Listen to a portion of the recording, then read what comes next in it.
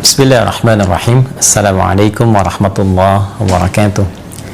Alhamdulillah, wassalatu wassalamu ala rasulillah, nabiyyina wa sayyidina Muhammad ibn Abdullah wa ala alihi wa sahbihi wa man walah, wa ba'd.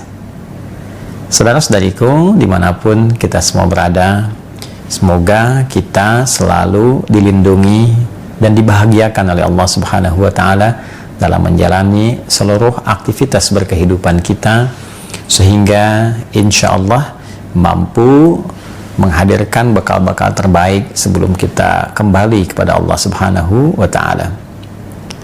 Tentunya dalam kehidupan ini kita berharap mendapati kesuksesan, kebahagiaan, dan dua hal dimaksud dapat berkelanjutan di setiap tempat yang kita akan pijak, bukan hanya di dunia, tapi juga insya Allah saat di alam kubur, pun demikian saat berkehidupan abadi di akhirat kelak.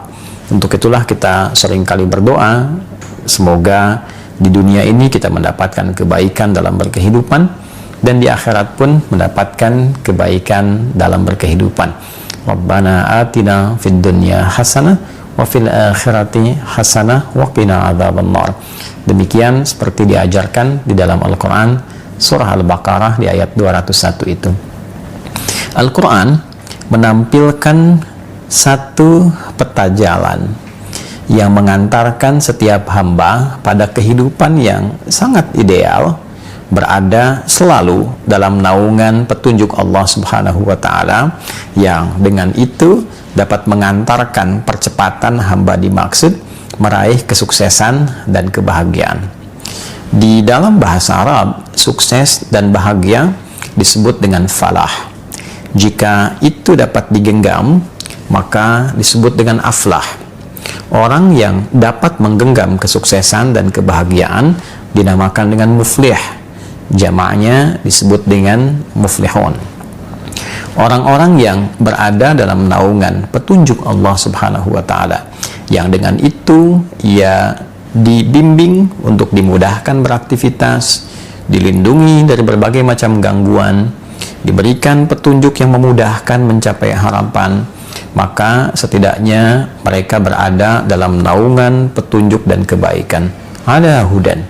Jika kita gabungkan berada dalam petunjuk, perlindungan yang diberikan oleh Allah, dan orang-orang ini mampu cepat meraih kesuksesan dan kebahagiaan, maka dua bagian ini kalau kita satukan menjadi ulaika ala hudan min rabbihim wa ulaika humul muflihun. Kalimat ini tertuang dalam satu ayat yang utuh di dalam Al-Quran, yaitu surah Al-Baqarah di ayat yang kelima, sekaligus memberikan tanda kepada kita bahwa ada orang-orang yang sangat mudah beraktivitas, memiliki petunjuk yang jelas, dan cepat menggapai kesuksesan dan kebahagiaan. Siapa mereka itu? Bagaimana cara mendapatinya? Disinilah kita akan mencoba meringkas itu semua secara singkat dan padat tentunya. Teman-teman, ulaika, mereka itu, maka dikembalikanlah mereka itu yang memiliki ciri-ciri pada ayat-ayat yang sebelumnya. Jika tadi ditampilkan capaiannya di ayat kelima, maka kita dapatkan di ayat keempat, ayat ketiga, dan ayat kedua yang merangkum seluruh langkah menuju kebahagiaan dan kesuksesan sejati dimaksud. Ada 5 hal yang kelimanya kita bisa sarikan khususnya dari ayat 3 dan 4 terkait dengan jalan cepat menuju kesuksesan dan kebaikan serta kebahagiaan yang sejati. Yang pertama, alladzina yu'minuna bil ghaib, yaitu orang-orang yang selalu mengupgrade imannya kepada Allah sekalipun Allah belum nampak secara langsung dalam pandangannya. Jadi syarat pertama, seseorang ingin mendapatkan kedekatan dengan Allah, sehingga ketika terbangun relasi yang dekat ini, aksesnya terbuka untuknya. Jika seluruh akses terbuka, maka tentu konsekuensinya kesuksesan, kebahagiaan mudah sekali didapat. Dalam kehidupan, ini bisa ditafsirkan dengan logika yang sangat sederhana. Anda memiliki akses dimanapun, dalam keadaan apapun. Akses yang mempercepat harapan dari apa yang ingin Anda capai. Tidak ada yang semisal dengan Allah, laisa kamitslihi syai'. Namun dalam kehidupan duniawi kita saja, orang yang punya akses kepimpinan mudah sekali mendapatkan beragam macam bentuk kemudahan dalam beraktivitas. Demikian seterusnya. Maka bagaimana dengan orang yang memiliki akses yang sangat kuat kepada Allah Subhanahu wa Ta'ala?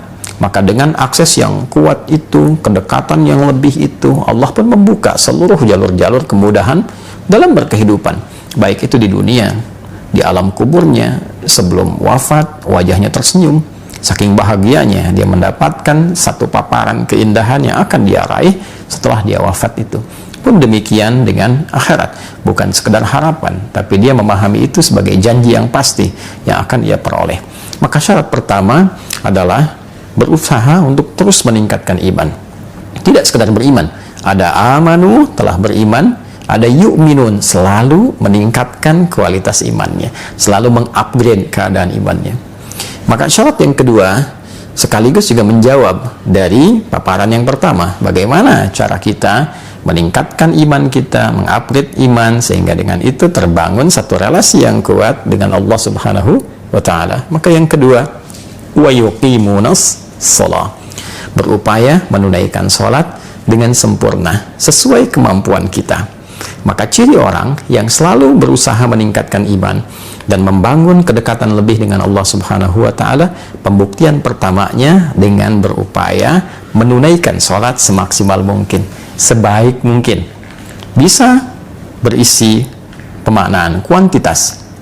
Ada orang yang mencukupkan sholat fardu saja, yang penting subuh, zuhur, asar, maghrib, isya ditunaikan. Tapi orang-orang yang ingin meningkatkan keimanannya kepada Allah, membangun hubungan yang lebih dekat, lebih kuat, dia coba ikuti dengan sunnahnya. Sebelum subuh ada sunnahnya, ia kejar. Antara subuh ke zuhur ada sholat sunnah apa saja, ia coba rinci, ia coba berusaha menunaikan sesuai kemampuannya. Kemudian sebelum zuhur ada sunnah apakah saja, setelah zuhur ada sunnah apa lagi, pun demikian di asar, di maghrib, di isya, di pertengahan malam, sesuai kemampuan ia mengeluarkan tema-tema terkait dengan sholat, waktu-waktu terkait dengan sholat. Maka dia berusaha menunaikan, berapa rakaat bisa dia tingkatkan. Pasti ada perbedaan orang yang sekedar menunaikan sholat fardu dibanding dengan yang menambah, meningkatkan dengan sunnah, akan terasa perbedaan pada dirinya. Dan dengan perbedaan itu terasa konektivitas hubungan yang terbangun antara seorang hamba dengan Allah Sang Pencipta pasti juga berbeda, dan dampaknya akan lain. Orang-orang yang memiliki konektivitas yang baik dengan Allah melatih pertama kali dengan kuantitas, dengan jumlah, setelah itu akan berpengaruh pada kualitas.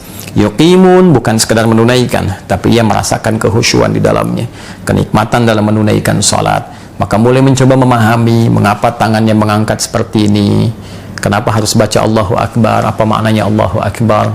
Kemudian juga dia berupaya memahami iftitah, berusaha memahami Al-Fatihah, sehingga tiga bagian tubuhnya berfungsi secara maksimal saat menunaikan sholat. Tangannya bergerak, lisannya bicara, organ tubuh bagian luar, kemudian pikirannya menerjemahkan mulai bagian dalam. Intinya nanti rasa hati yang merasakan. Ketika lisannya bicara Allahu Akbar, pikiran menerjemahkan Allah Maha Besar, hati meresapi, ya Allah, aku berikrar Engkau yang Maha Besar, Maha Agung. Namun dalam keseharian seringkali aku membawa keagungan, keangkuhan, dan itu menjadi hal yang tidak baik. Lalu diresapi, ditaubati, masuk ke iftitah, Allahumma ba'id baini wa baina khatayaya, ataupun wajjahtu dan yang lainnya, sebagai bagian dari komitmen untuk memperbaiki diri, menjauhkan dari kekurangan, dari kesalahan, membangun kesolehan dan kebaikan-kebaikan baru. Itu dampaknya sudah sangat luar biasa. Jadi bila itu kita latih akses terbuka, setelah kita mendapatkan akses itu, bagaimana membangun sifat yang ketiga, wa mimma razaqnahum yunfiqun, adalah orang-orang yang mampu berbagi kebaikan dirinya dengan meningkatkan kemuliaan sosialnya. Jadi ada amalan sosial. Setelah baik secara individu, ya, secara pribadi, ia bagi kebaikan itu secara komunal, secara sosial. Jadi Satu, meningkatkan keimanan. Dua, melatih itu dengan menunaikan sholat, terkoneksi dengan Allah, dan pancarkan kebaikan personal itu dalam komunitas sosial. Berbagi dengan ilmunya jika dia punya ilmu, berbagi dengan materi jika ia memiliki kelebihan materinya, berbagi dengan sifat-sifat baik, minimal dengan senyuman. Maka nilai-nilai itu akan mempercepat kebaikan-kebaikan yang mampu dia raih. Kebahagiaan bisa diraih ketika berbagi sifat-sifat kebaikan dengan orang lain, walaupun dengan senyuman yang membahagiakan orang. Basmatuka fi wajhi akhika sedekah. Senyummu yang membahagiakan saudaramu itu bagian dari sedekah, dan itu sifat sosial yang baik. Kemudian ada dengan materi, ada dengan pengetahuan. Maka orang-orang yang menerima pembagian-pembagian nilai kebaikan itu dengan aspek nilai kesalehan sosial tadi, tanpa disadari membuka jaringan, membuka perlindungan yang telah Allah buat sistemnya secara alami. Sunnatullah fil kawan, sunnah yang Allah letakkan sebagai hukum berkehidupan yang sifatnya universal.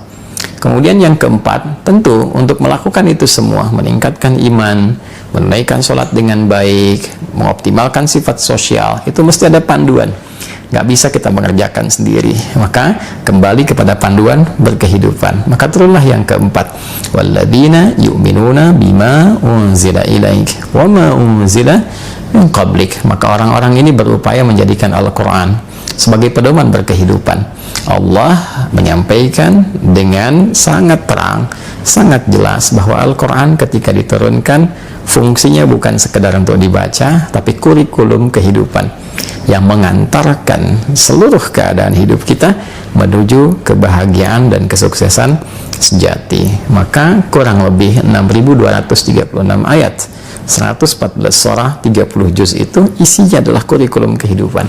Kita keluarkan tema-tema kehidupan dari ayat-ayat yang sangat indah itu, yang terang dan jelas petunjuknya secara tematik. Tema tentang pokok kehidupan, tentang fungsi tubuh kita, bagaimana mata harus melihat, telinga mesti mendengar, lisan berbicara sampai ke ujung kaki, bagaimana panduan dalam menjalani aktivitas hidup sebagai seorang misalnya profesional, dia pebisnis, ada lagi yang di birokrasi, di diplomasi, ada yang mengajar, ada yang berdagang dan sebagainya. Dikeluarkan ayatnya, lalu dilihat detailnya pada petunjuk kehidupan Nabi Sallallahu Alaihi Wasallam, dan belajar orang-orang terdahulu ketika menjalankan petunjuk di eranya seperti apa hasilnya. Disempurnakan di era Nabi Muhammad Sallallahu Alaihi Wasallam, diwariskan kurikulumnya sampai sekarang. Al-Qur'annya tidak berubah, dan orang-orang yang menjalani itu setiap generasi didapatkan capaian tertinggi yang membangun peradaban. Sebaliknya, ketika itu dijauhi, apalagi ditinggalkan, na'udzubillah, maka yang muncul ketertinggalan, kemudian kejatuhan, terjerembab. Silahkan lihat perjalanan sejarah. Semakin warisan itu digunakan, semakin cepat mendapatkan satu kemajuan, kecerahan, dan kebaikan. Dan ketika jatuh peradaban itu, riset menunjukkan kejatuhan itu diakibatkan oleh terlenanya pada dunia yang dirasakan dan mulai menjauh dari kurikulum kehidupan yang telah digariskan dalam Al-Quran. Kemudian yang kelima, yang terakhir adalah wabil akhirati hum yuqinun. Mereka yakin dengan kehidupan akhirat sehingga menjadikan akhirat sebagai proyek yang terpenting dari semua berbagai macam perjalanan hidup yang dilalui. Tentunya akhirat adalah ujung kehidupan kita. Setiap kita berpindah ke satu tempat, kita akan menyiapkan bekal. Ingin liburan ke kota lain saja, kita menyiapkan bekal. Ingin liburan ke negara lain, kita menyiapkan bekal. Tujuannya saat tiba di tempat itu, kita mendapatkan kehidupan yang memberikan kenyamanan. Pertanyaan akhirnya adalah, di tempat kita terakhir berkehidupan dan tidak ada tempat lagi untuk kita tuju, tidak ada perpindahan lagi, abadi ada di situ, bekal apa yang sudah kita siapkan? Maka orang cerdas adalah orang yang berupaya mencari bekal terbaik di setiap tempat yang akan ia tinggali, sekalipun hanya transit. Dan di antara yang tercerdas itu, ia mengumpulkan bekal paripurna untuk tempat abadinya, dan di tempat itulah dia akan hidup selamanya dan tidak berpindah ruang kembali. 5 ini, jika dihadirkan dalam kehidupan kita, maka menghadirkan ayat yang kelima, ulaika, mereka itu yang mampu meningkatkan keimanannya kepada Allah dengan berupaya melatih itu melalui penunaian sholat yang baik, lalu mengoptimalkan nilai-nilai itu dalam konteks kehidupan sosial, menjadikan Al-Quran sebagai panduan hidup, melihat pada praktek di zaman-zaman dulu ketika dipraktekkan dengan nilai kekinian sesuai dengan eranya, lalu menjadikan akhirat sebagai proyek terbaiknya.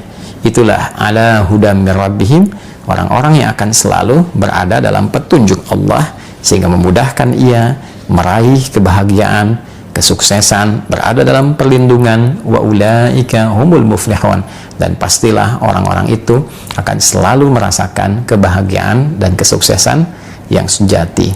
5 hal ini ketika dikerjakan dengan raihan tadi hanya akan mampu dilakukan oleh orang-orang yang disebut dalam Al-Quran sebagai orang-orang bertakwa. Dzalikal kitabu, isi Al-Quran itu yang sangat indah, yang jauh dari gambaran kita, yang punya keagungan yang tinggi, la raiba fi, tidak pernah ada keraguan di dalamnya. Kita mesti yakin, jangan pernah meragukan satu ayat pun, bahkan satu huruf pun di dalam Al-Quran. Maka ketika itu bisa kita yakini dengan optimal, keyakinan itu harus membuat kita mampu untuk menggali pemahaman dalam Al-Quran dan mengoptimalkannya. Maka jadilah ia petunjuk. Siapa yang mampu melakukan itu?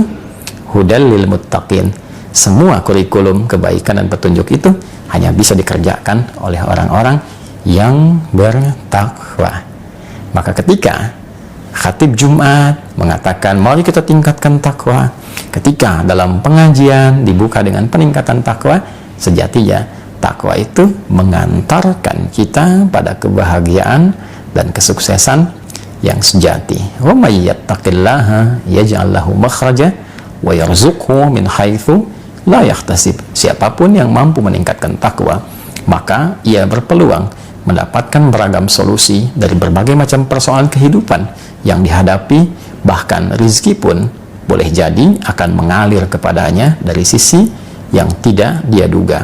Wattaqullaha la'allakum tuflihun. Tingkatkanlah takwa kalian kepada Allah, maka kalian akan cenderung mendapati kesuksesan dan kebahagiaan yang sejati. Wattaqullaha wa yu'allimukumullah. Tingkatkanlah takwa kalian kepada Allah, dan Allah akan berkenan mengajarkan pada kalian pengetahuan-pengetahuan yang baru. Takwa ada pada pengetahuan, takwa ada pada kebahagiaan, takwa adalah solusi berkehidupan. Pertanyaannya, siapa di antara kita yang mengaku sebagai insan beriman, terlebih menyimak video ini, yang berupaya memotivasi dirinya untuk meningkatkan takwanya kepada Allah dan mendapati janji Allah sebagai sesuatu yang pasti untuk diraih. Semoga berkenan. Maafkan saya, Adi Hidayat. Assalamualaikum warahmatullahi wabarakatuh.